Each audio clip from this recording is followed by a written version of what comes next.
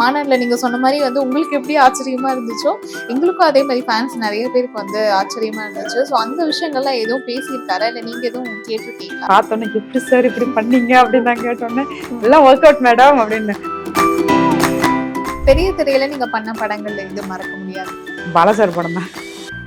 வணங்கான் வணங்கான் அது எனக்கு ஒரு கிஃப்ட்னு சொல்லலாம். அந்த ஹீரோ எனக்கு சொல்லிக் கொடுத்த அந்த விதங்கள்லாம் பார்க்கும்போது அவ்வளவு அழகு. என் அப்ப கேமரா ஏன்னா போன் எடுக்க கூடாது, இல்லைன்னா அவர் நடிப்பை இன்னும் என் கண்ணுல இருக்கு. அந்த நளினம் ஒரு ஆண் அந்த அழகா நளினமா நடந்துக்குவாங்களா அப்படின்னு சொல்லிட்டு எனக்கு தெரியல. அவர் பார்க்க பார்க்க இந்த மாதிரி குரு கிட்ட எவ்வளவு அடி வாங்கி கூட கத்துக்கலாமே அப்படின்ற மாதிரி தான் எனக்கு தோணுச்சு. Fitness and hair care tips வந்து சொல்லுங்க. ஹேர் கேரா? ஹேர் கேருக்கு வேர்க்கடலை. வேர்க்கடலை நிறைய டெய்லி சாப்பிடணும். முடியில தான் ஃபர்ஸ்ட் வந்து நமக்கு தெரியும் ஹெல்த் எப்படி ஹெல்த், நம்ம உடம்பு ஹெல்த் எப்படின்றது முடியில தான் ஃபர்ஸ்ட் தெரியும்.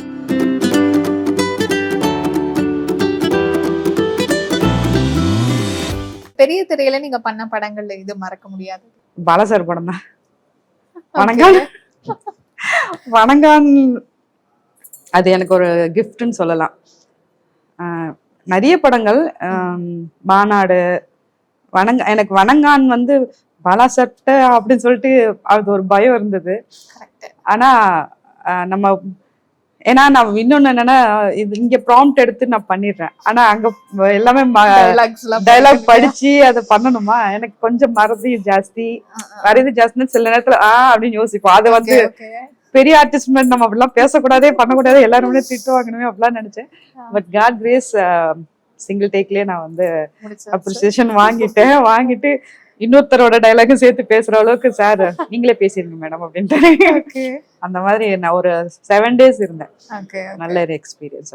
பட் நம்ம முன்னாடி எல்லாம் கேள்விப்படுறோம் இல்லையா, பாலானா வந்து பயங்கர ஸ்ட்ரிக்டா இருப்பாரு, இந்த மாதிரி டைலாக்ஸ் எல்லாம் மறந்துட்டா பயங்கரமா கோவம்லாம் படுவாரு அப்படின்லாம் வந்து வெளியே கேள்விப்பட்டோம். நான் ஒண்ணு சொல்றேன், இப்போ அப்படி பேசுறவங்க ஒரு பொசிஷன்ல இருக்கட்டும், அவங்களுக்கு ஒரு ப்ரெஷர் இருக்கட்டும், ஒரு தடவை ஒருத்தருக்கு சொல்லி கொடுப்பாங்க, 2 தடவை சொல்லி கொடுப்போம், 3ஆவது தடவை அவங்க என்ன செய்வாங்க, எனக்கு அதை மட்டும் அவங்கள சொல்லுங்க, பேசினவங்கள நான் சொல்ல. இந்த மாதிரி எனக்கு வேணும் அப்படின்னு நினைக்கிற ஒரு அழகான கலைஞன் அவர் வந்து சொல்லி கொடுக்குற விதங்கள் பார்க்கும்போது, அந்த ஹீரோ எனக்கு சொல்லி கொடுத்த அந்த விதங்கள்லாம் பார்க்கும்போது அவ்வளவு அழகு. என் அப்ப கேமரா ஏன்னா போன் எடுக்க கூடாது, இல்லைன்னா அவர் நடிப்பை இன்னும் என் கண்ணுல இருக்கு. அந்த நளினம் ஒரு ஆண் அந்த அழகா நளினமா நடந்துக்குவாங்களா அப்படின்னு சொல்லிட்டு எனக்கு தெரியல. அவர் பார்க்க பார்க்க இந்த மாதிரி குரு கிட்ட எவ்வளவு அடி வாங்கி கூட கத்துக்கலாமே அப்படின்ற மாதிரிதான் எனக்கு தோணுச்சு.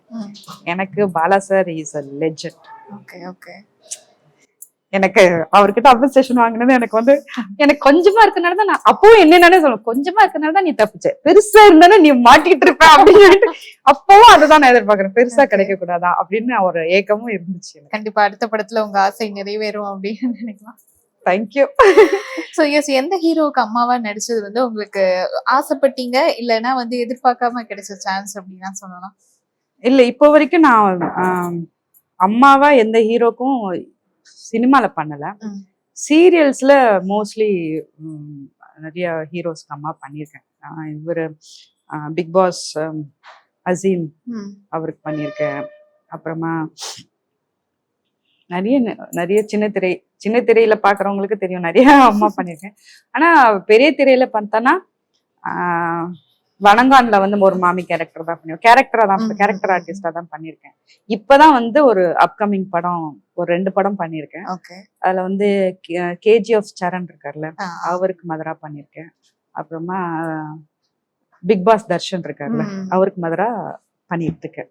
சோ இப்போதான் அந்த ஹீரோ மதரா ஏன்னா வந்து நம்ம சினிமாலயும் வந்து இந்த ஹீரோ அம்மா அப்படிங்கிற அந்த காம்பினேஷன் வந்து நிறைய பேர் வந்து சொல்லலாம். நமக்கு என்னதான் வந்து அது படம் அப்படின்னாலும் அந்த காம்பினேஷன் அப்படிங்கிறது நமக்கு பார்க்கும்போது வந்து பிடிக்கும் இல்லையா? சோ அந்த மாதிரி வந்து நீங்க எந்த ஹீரோக்கு வந்து அம்மாவா பண்ணா நல்லா இருக்கும் அப்படின்னு ஆசைப்படுறீங்க?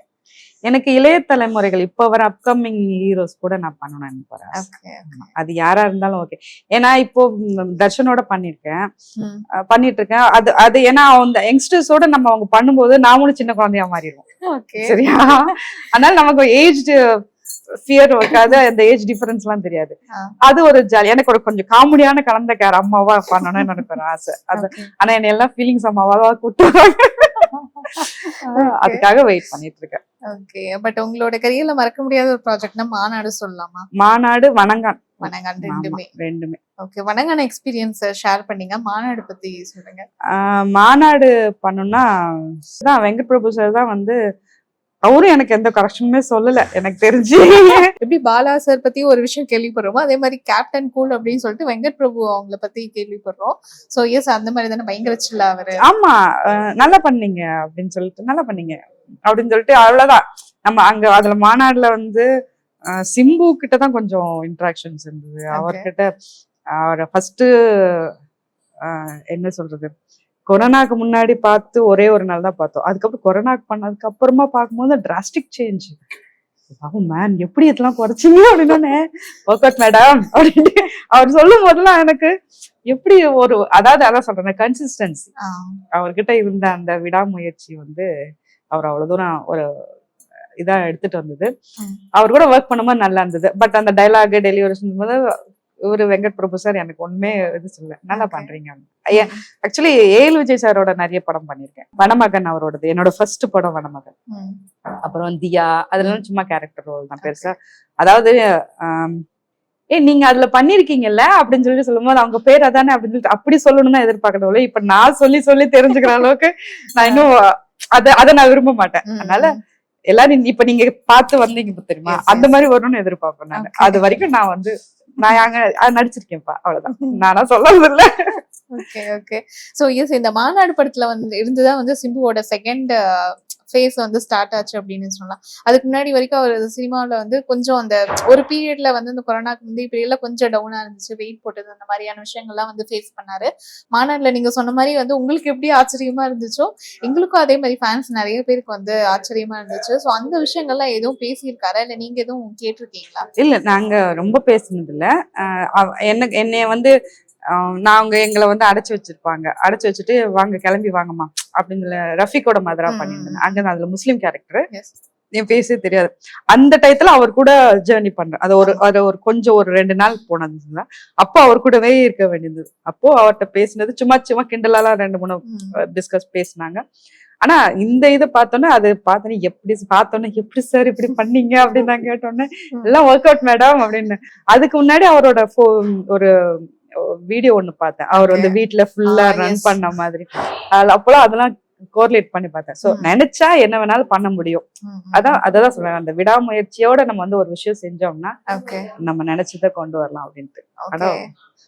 அவருமே வந்து ஷூட்டிங் ஸ்பாட்டுக்கு எல்லாம் எப்படி கரெக்டா வந்துருவாரா இல்ல எப்படி? அந்த லெவல் நமக்கு வந்து இது கிடையாது. நாம கேரவன்ல இருப்போம், அவர் எப்போ வராங்க எது வராங்க நமக்கு தெரியல. Wrong person question. ஓகே, நம்ம வந்து அப்ப நெக்ஸ்ட் क्वेश्चनக்கு வந்து போய்க்கலாம். இப்ப எனக்கு உங்ககிட்ட என்ன கேட்கணும் அப்படின்னா, இப்ப நிறைய லேடிஸ்க்கு வந்து அந்த 40+ அப்படிங்கும்போது நிறைய ஹெல்த் ரீதியா வந்து சின்ன சின்ன பிரச்சனைகள்லாம் வந்து ஃபேஸ் பண்ணுவாங்க இல்லையா? சோ அதுல இருந்து நம்ம ஒரு ப்ரொடெக்ட் பண்ணிக்கணும், இல்ல ஒரு உங்க சைட்ல இருந்து ஒரு ஹெல்த் டிப்ஸ் நீங்க என்னென்ன பண்ணுவீங்க, ஹெல்த்கா வந்து கேர் எடுத்துப்பீங்க அப்படிங்கறத பத்தி சொல்லுங்க. கண்டிப்பா. ஆக்சுவலி வந்து குடும்பத்துக்காக நிறைய உழைப்பாங்க. குடும்பத்துக்காகன்னா புருஷன் நல்லவனா இருந்தாலும் கெட்டவனா இருந்தாலும் அவங்களுக்காக செய்யணும்னு நினைப்பாங்க. குழந்தை எப்படினாலும் 100% குழந்தைகளுக்காக டெடிகேட்டடா நிறைய பண்ணுவாங்க பேரண்ட், அதாவது அந்த ஃபீமேல் கேரக்டர்ஸ். ஆனா ஆஃப்டர், அதாவது நியர் டு 40, 38 40 அந்த மாதிரி 38ல இருந்து 37ல இருந்து நம்ம ஸ்டார்ட் பண்ணோம் அப்படின்னா நம்மள வந்து கவனிக்க ஆரம்பிக்கணும்.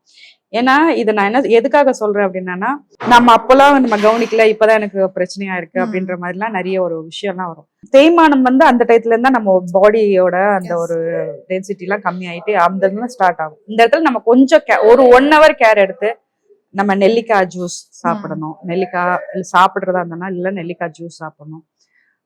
அதுக்கப்புறம் நான் வந்து நிறைய ஜூஸ் நிறைய குடிப்பேன் நான்.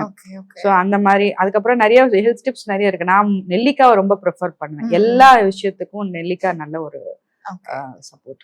ஸோ அதை வந்து முடிஞ்ச அளவுக்கு வீக்லி ட்வைஸ் கண்டிப்பா எடுக்கணும் அப்படின்றது நான் சொல்றேன். ஏதோ ஒரு ஃபார்ம்ல எடுத்துக்கலாம், எடுக்கணும் அப்படின்றது நான் சொல்றேன். Okay okay. அதே மாதிரி வந்து fitness and hair care tips வந்து சொல்லுங்க. ஹேர் கேரா? ஹேர் கேருக்கு வேர்க்கடலை. ஓகே. வேர்க்கடலை நிறைய டெய்லி சாப்பிடுங்க. அதே நேரத்துல ஆயில் வச்சுதான் நம்ம வந்து ஆயில் வச்சா நமக்கு முடி கொட்டும் அந்த கொட்டாது அப்படின்றதுனால ஆயில் இருந்தது ஹீட் ரெடியூஸ். ஸோ அதுக்கு அந்த வேப்பிலை கருவேப்பிலை அப்புறம் பொன்னாங்கண்ணி இந்த மாதிரிலாம் போட்டு உங்களுக்கு தெரிஞ்ச ஒரு 4 மெடிசன் இலையை போட்டு கொதிக்க வச்சு அதை எண்ணெய் எடுத்து குளிச்சுட்டு வந்தீங்கன்னா அந்த குளிர்ச்சினால கம்ப்ளீட்டா நம்மளோட பாடி மெயின்டைன் கரெக்டா இருக்கும். ஹேர் டிப்ஸை பொறுத்த வரைக்கும் நான் வந்து வேர்க்கடலை தான். ஏன்னா ஒரு 2 இயர்ஸ் பிஃபோர் வந்து இது வரைக்கும் நான் வந்து ஹேர் டொனேஷன் கொடுத்தேன் நான். அதுக்கப்புறம் எனக்கு நல்ல ஹேர் க்ரோத் இருந்தது. இப்பவும் கட் பண்ண நல்ல ஹேர் க்ரோத் இருக்கு. அது காரணம் நான் வந்து வேர்க்கடலை நிறைய சாப்பிடுவேன். ஸோ அந்த வேர்க்கடலை இருக்கிற புரோட்டீனும் அந்த ஸ்ட்ரென்த்தும் வந்து ரொம்ப நல்லது. ஆக்சுவலா இப்பதான் அந்த வேர்க்கடலை ஹேர் கேருக்கு வேர்க்கடலை அப்படிங்கிற விஷயம் இப்பதான் நான் புதுசா கேள்விப்படுறேன். இல்ல இது என்னோட பிராக்டிஸ் இது. Okay okay. ஆனா அதுவும் வந்து அதுக்கு சப்போர்ட் பண்ணுது அப்படின்றது காரணம் protein. Okay okay. So protein நமக்கு இருந்தாலே நீங்க வந்து முடி கொட்டுறதுலயே தெரிஞ்சு போயிரும் உங்க உடம்போட ஹீட் எப்படி இருக்கு, ஸ்ட்ரென்த் உங்க பாடியோட ஸ்ட்ரென்த் என்னன்றது தெரிஞ்சிடும். Okay okay. முடியில தான் ஃபர்ஸ்ட் வந்து நமக்கு தெரியும் ஹெல்த் நம்ம உடம்பு ஹெல்த் எப்படின்றது முடியில தான் ஃபர்ஸ்ட் தெரியும். அது அதிகமா கொட்டுச்சுன்னா ஏதோ சம் ப்ராப்ளம் இருக்குன்னு அர்த்தம். அதே நேரத்துல தலையில பெயின் இருக்கு பெயின் இல்லை அப்படின்லாம் சொல்றாங்கல்ல, பெயின் இருந்தா கண்டிப்பா ஹெல்தி பாடி. ஏன் அப்படி நான் சொல்றேன்னா பெயின் வந்து மெடிக்கல் கலந்த ரத்தத்தை குடிக்காது. ஓகே. பியூர் பிளட்டை தான் அது வந்து சாப்பிடும். ஸோ நம்ம பிளட் பியூரா இருந்தது அப்படின்னா நமக்கு பெயின் நிறைய இருக்கு ஈர் நிறைய இருக்கு அப்படின்னா அதெல்லாம் இருக்கக்கூடாது. பட் 1-2 இருக்கிறதுனால தப்பும் கிடையாது என்னை பொறுத்த வரைக்கும். நம்ம மெயின்டைன் பண்ண அதுக்குன்னு தலையில டெய்லி ஹேர் வாஷ் பண்றது அதெல்லாம் ரொம்ப தப்பு. நானும் அப்படிலாம் பண்ணவே மாட்டேன். நம்ம நேச்சுரல் ஹேர்ல இருக்கிற ஆயில் வந்து ப்ரொடியூஸ் ஆகும். அது வந்து கொஞ்ச நேரம் சஸ்டெயின் ஆகணும் நம்ம இதுல. ஸோ இதெல்லாம் வந்து ஒரு ஹேருக்கு உண்டான ஹெல்த் நான் பார்த்த வரைக்கும். நான் இதெல்லாம் என்னோட லைஃப் பிராக்டிஸ். நான் எங்கேயும் படிச்சுலாம் பண்ணதில்லை. நம்மளே வந்து செல்ஃபா ரியலைஸ் பண்ணதில்லை. அது எனக்கு நல்லா இருக்கு. ஆக்சுவலா ஏன் இந்த கொஸ்டின் வந்து கேட்டேன் அப்படின்னா, இப்ப நீங்க வந்து ஒரு 40+ உள்ள ஆக்டிங்க்கு என்ட்ரி ஆகும்போது அதுக்கு முன்னாடி வரைக்கும் உங்க லைஃப் ஸ்டைல் அப்படிங்கிறது வேறையா இருக்கும். பட் இங்க உள்ள வந்ததுக்கு அப்புறம் நிறைய இந்த ஹேர் ப்ராடக்ட்ஸ் வந்து யூஸ் பண்ண வேண்டியதா இருக்கும், ஹீட்டிங் டூல்ஸ் எல்லாம் வந்து எடுக்க வேண்டியதா இருக்கும். நான் எடுக்க மாட்டேன். நான் எடுக்க மாட்டேன். நான் என்னன்னா இப்ப இருக்கிற யங்ஸ்டர்ஸ் வந்து ஃபேஷன் அப்படின்னு சொல்லிட்டு அன்னெசரி இது வந்து என்னோட இதுக்கு என்ன ப்ரொஃபஷனுக்கு தேவை அப்படின்னா நீங்க யூஸ் பண்ணலாம். இல்லைன்னா அன்னெசரி நீங்க வந்து தயவு செஞ்சு பண்ணவே பண்ணாதீங்க. ஏன்னா அதுல ஒரு அழகு இருக்கு. நம்ம சைனீஸ்லாம் வந்து ஹேரை வந்து ஒரு ப்ரைடா நினைப்பாங்க. அவங்க அதை ஒரு மகுடமா நினைப்பாங்க. உண்மைக்கும் ஹேர் இருந்தாதான் வந்து நிறைய பேருக்கு ஒரு அழகு. அது ஒண்ணு கிரே ஹேர் இருந்தாலே அது ஒரு கவலை, கிரே இல்லாம இருக்கிறது ஒரு ஹாப்பினஸ். ஸோ நமக்கு தெரியாமலே நமக்கு ஹேரோட மதிப்பு வந்து நம்மள அறியாமலே நம்ம வந்து அதை ஸ்பாயில் பண்ணிட்டு இருக்கோம். ஸோ அன்லெஸ் நமக்கு வந்து இது வந்து என்னோட ப்ரொஃபஷனுக்கு இது தேவை, அதனாலதான் இந்த கலரிங் பண்றேன், இந்த ஸ்ட்ரைட்னிங் பண்றேன், இந்த ஹீட்டர் போடுறேன் அப்படின்றது இல்லைன்னா நேச்சுரலாவே நீங்க பண்ணுங்களேன். எதுக்காக தலையை பின்னி போட்டா மட்டும்தான் தலையை பின்னி போடும்போது அந்த ரத்த ஓட்டம் வந்து ஃபுல்லாவே அந்த தலை வாரும் போதே உங்களுக்கு வந்து அந்த ஒரு இது இருக்கும், மசாஜ் வந்துடும். வந்து அது பின்னி போடும். நைட்டு பின்னி போடும்போது அந்த ரத்த ஓட்டம்லாம் ஒரு இடத்துல அப்படியே கன்சியூம் பண்ணிக்கும். நீங்க லூஸ் பண்ணும்போது அதோட இது க்ரோத் வந்து நல்லாவே இருக்கும். நீங்க அதை பிராக்டிஸ் பண்ணி பாருங்க. ஒரு 1 மந்த் நீங்க பிராக்டிஸ் பண்ணி பாருங்க, நல்லா இருக்கும். ஏன்னா இது வந்து என்னோட நான் மறுபடியும் சொல்றேன், இது வந்து படிச்சதுலாம் இல்ல, இது என்னோட லைஃப் எக்ஸ்பீரியன்ஸ். அதே மாதிரி இப்போ எப்படி அந்த ஆக்டிங் ஃபீல்டுக்குள்ள எப்படி தேவைப்படுறது அந்த ஹீட்டிங் டூல்ஸ் எல்லாம் யூஸ் பண்றது, அதே மாதிரி வந்து இந்த ஹெவி லைட்ஸ் எல்லாம் இருக்கும், நீங்க மேக்கப்லாம் வந்து போடணும். ஸோ அதுலயும் வந்து ஏதாவது ஸ்கின் டேமேஜ் அப்படிங்கிறதுலாம் உங்களுக்கு இருந்துச்சா, இல்ல நீங்க என்ன கேர் பண்ணிப்பீங்க? நான் உண்மையை சொல்லணும்னா வந்து நான் இங்க இந்த இண்டஸ்ட்ரி வந்ததுக்கு அப்புறம் தான் நான் வந்து பவுடரே யூஸ் பண்றேன். அது வரைக்கும் பவுடர் யூஸ் பண்ணதில்லை. வாட்டர்ல வாஷ் பண்ணிட்டு எப்பவுமே நான் அடிக்கடி வாட்டர் வாஷ் பண்ணிடுவேன். அதுதான் என்னோட கிளீனிங், அவ்வளவுதான். அதுக்கு முன்னாடி நான் பவுடர், ஏன்னா நான் கம்ப்ளீட்டா சோம்பேறி. என் மேக்கப்ன்றது சொல்லணும் அப்படின்னா அந்த கான்சியஸ், அதாவது ஸ்கின் கான்சியஸ் அப்படிலாம் கிடையவே கிடையாது. கம்ப்ளீட்டா நான் சோம்பேறி, பவுடர் கூட போட மாட்டேன். இங்க வந்து வேற வழி இல்லாம செட்டுக்கு வந்தா மட்டும் தான் போடும், இல்லைன்னு எல்லாத்தையும் வைப் பண்ணிட்டு வீட்டுல சும்மா தான் உட்காந்துருவேன். ஸோ அதனால ஸ்கின்னை பொறுத்த வரைக்கும் எனக்கு நல்லாவே இருந்தது.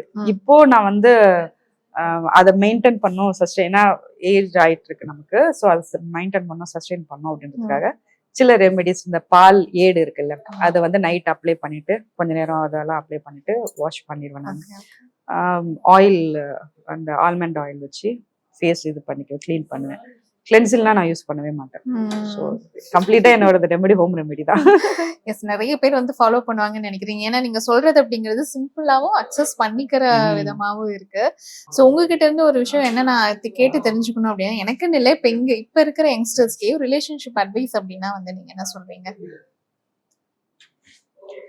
நட்புக்கும் உறவுகளுக்கும் ஒரு சின்ன வித்தியாசம் உண்டுங்க. விட்டு கொடுக்கறது இல்ல, ஆனா அத பேரண்ட்ஸே சொல்லி கொடுக்கறது இல்ல. சின்ன வயசுல சொல்லி கொடுத்துடுறாங்க, ஆனா பெருசா ஆனோடனே அவளுக்கு என்ன அவ்வளவு பேச்சா அப்படின்னு பேரண்ட்ஸே ட்விஸ்ட் பண்றாங்க. ஆனா நீ விட்டு கொடு, பண்ணு, பரவாயில்ல அப்படின்னு சொல்லிட்டு சொல்லி கொடுத்த அந்த சகிப்பு தன்மையை பேரண்ட்ஸ் சொல்லி கொடுக்கறது மட்டும் இல்லாம அது தன் வாழ்க்கையிலயும் அவங்களுக்கு நிரூபிக்கணும். அது நடந்து அதே மாதிரி நிரூபிக்கணும்.